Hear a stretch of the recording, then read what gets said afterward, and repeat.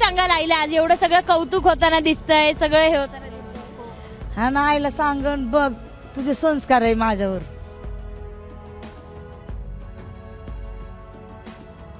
किती साधारण वर्ष तुम्ही हेच काम? तिसरी चौथी पिढी आहे माझी. हो, आईपासून आजीपासून नाही.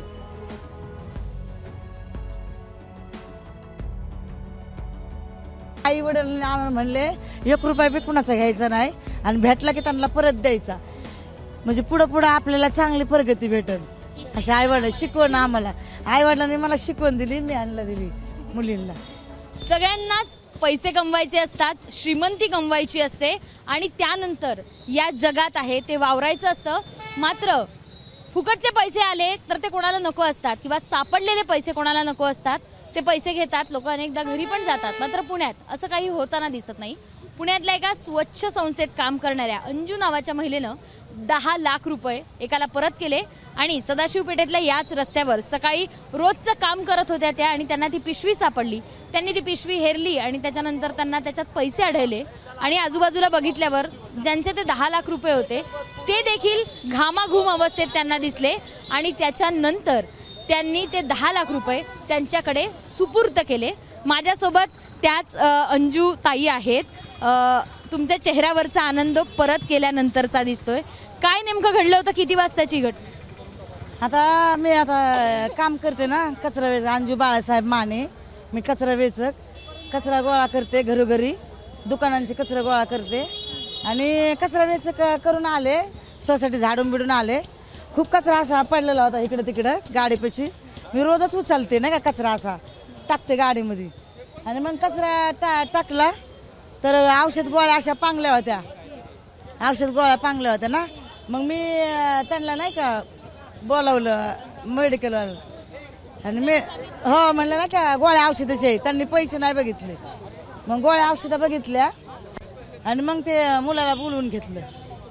त्या मुलाला बोलून घेतलं. त्या मुलाला तुम्ही त्याच्यात 10 लाख रुपये होते, तुम्हाला कधी कळलं किंवा कसं कळलं? मी नाही कळलं, त्यानेच खोललं. म्हणलं औषध गोळ्या आहे का म्हणून, म्हणलं मावशी थांबा हे बी उघडतो म्हणून चैन उघडतो. खूप सारे पैसे होते. तुम्हाला असं एका पॉईंटला वाटलं नाही हे पैसे आपण ठेवून घ्यावे, आपलं घर बांधावं किंवा काय? नाही काय नाही वाटलं तसं. हेच आपलं कष्टाची वार आहे. किती वाजता येतं रोज, काय काय करताय? 7:30 पावणे 8ला येते मी आणि आता किती आणि मग 6:30ला जाते. किती साधारण वर्ष तुम्ही हेच काम? तिसरी चौथी पिढी आहे माझी. हो, आईपासून आजीपासून नाही. तुमचं एवढं कौतुक होतंय सगळीकडे. 10 लाख परत. 10 लाख ही छोटी अमाऊंट नाहीये, खूप मोठी आहे. तुम्ही त्याच्यात बरंच काय काय करू शकले असता जर तो माणूस भेटला नसता. हो, तर ते माणूस नाही का, मला अशी अपेक्षा नाहीये माझ्या लेकराबाळाला आशीर्वाद लागू आणि त्या माणसाचे पैसे परत भेटू, असंच माझी अपेक्षा होती. कोण होता तो माणूस? आता कोण नाही, डिलिव्हरी बाय आता येतात अशी डिलिव्हरी करणारे तेच होते. त्यांची मुलगी आहे. आज आता हे सगळं कौतुक होतंय. आई वडिलांची तुमची आठवण येते कारण त्यांनी दिलेले संस्कारच अख्ख्या महाराष्ट्राला कळताना दिसतंय. आईची वगैरे आठवण वगैरे येते तुमच्या आईची? आहे येते ना, खूप येते, खूप येते. आहे आणखी. काय सांगाल आईला आज एवढं सगळं कौतुक होताना दिसतंय, सगळं हे होताना दिसतंय? हा ना, आईला सांगन बघ तुझे संस्कार आहे माझ्यावर, एवढंच. वडिलांना? वडिलांना बी वडील नाहीये. आज वडिलांना किती आनंद झाला? आनंद खूप झाला असता. काय सांगितलं होतं वडिलांनी जेव्हा वडील आणि तुम्ही एक छान नातं शेअर करत होते, ते जायचे होते? ते की नाही का, आई वडील आम्हाला म्हणले 1 रुपया बी कुणाचा घ्यायचा नाही आणि भेटला की त्यांना परत द्यायचा, म्हणजे पुढं पुढं आपल्याला चांगली प्रगती भेटल. अशा आई वडील शिकवण आम्हाला, आई वडिलांनी मला शिकवण दिली, मी आणला दिली मुलींना. आज आईला जाऊन घरी काय सांगणार आहात? सगळ्यात आधी की मी 10 लाख रुपये तर परत केलेत, त्यांचे ते त्यांना मिळालेत, पण तुमच्या भावनेनं काय सांगणार? आता माझ्या भावनेने सांगन की बघ मी परत केले, तुझी शिक्षण आहे मला असे. त्यांच्या डोळ्यातले अश्रू अनेक बऱ्याच गोष्टी बोलतायत. त्यांची मुलगी आहे माझ्यासोबत. 10 लाख रुपये परत केले. तो माणूस नेमका कोण होता? तो म्हणजे असं डिलेव्हरी बॉयच होता. मला तरी म्हणजे मी इथं नव्हते, तिने मला फोन केला तेव्हा जेव्हा तिला पैसे भेटले ना, तिने मला फोन केला, म्हटली मला 10 लाख रुपये भेटले. म्हणजे पैसे नाही सांगितले किती भेटले, म्हणले मला पैशाची बॅग भेटली. मी म्हणलं ह्या ऑनलाईनच्या जमान्यामध्ये ना पैसे भेटणं मुश्किल आहे, तू आता माझ्या संग बोलू नको, फोन ठेव, मी तुला नंतर बोलते. आणि मग मी फोन ठेवला रागारागात आणि मग नंतर तिला भेटायला आले आणि मी तिलाकडे बघितलं. म्हणलं काय झालं होतं, ते बोलले अरे बॅग होती पैशाची, 10 लाख रुपये होते त्याच्यात. म्हणलं हां, मला विश्वास नाही बसला, तेव्हा पण नाही विश्वास बसला. मी म्हणलं ठीक आहे, मी कानाडोळा केला, मी विश्वास नाही ठेवला. आणि नंतर तोच व्यक्ती तिला गिफ्ट म्हणून 600 रुपये द्यायला आला आणि ही म्हटली बघ तो आला माणूस मला पैसे द्यायला. म्हणलं हां, मी शॉक झाले, मी खरंच शॉक झाले. म्हणजे पैसे भेटले, तिला ती बोलली, ती मला तिच्यावर विश्वास नाही बसला. पण तो माणूस प्रत्यक्षात आला ना तेव्हा मला विश्वास बसला.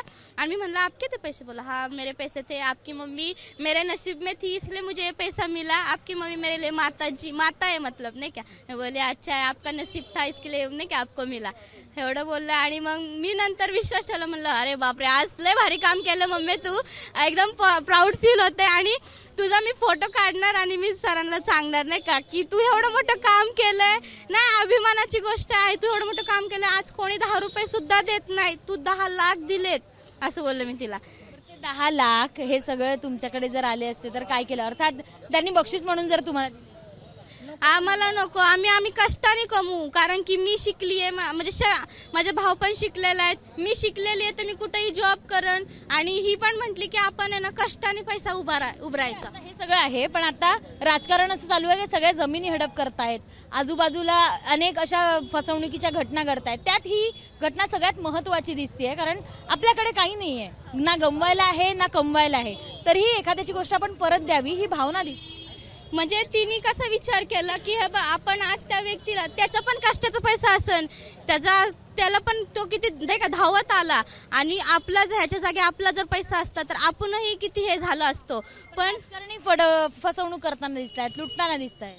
सगळ्यांना हेच सांगणं की सगळ्यांनी प्रामाणिक राहा. तुम्ही जर प्रामाणिक राहाल तर तुम्ही उच्च पदावर जाल. कारण की तुम्ही जर एकाचे 10 रुपये घेतले ना, उद्या तुमचे 1000 रुपये जातील, हे मनात ठेवा.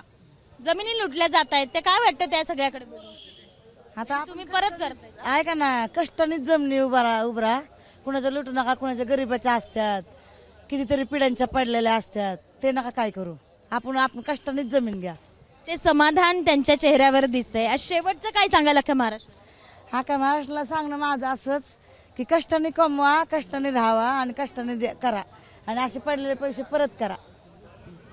स्वच्छ संस्थेत या काम करतायत, त्याच संस्थेप्रमाणे स्वच्छ असं त्यांचं मन आहे. प्रामाणिकपणाचं हे उत्तम उदाहरण आहे, ते आज बघायला मिळालंय. आणि अर्थातच एकीकडे पैसा असतो तर दुसरीकडे प्रामाणिकपणा असतो, मात्र प्रामाणिकपणा कायम जिंकतो आणि असं कौतुक प्रामाणिकपणेचं कायम होतं, हे या सगळ्या घटनेतून दिसून आलंय.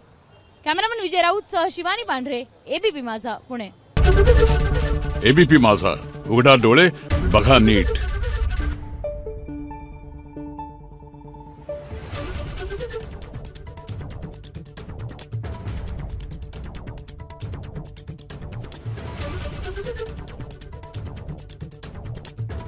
Thank you.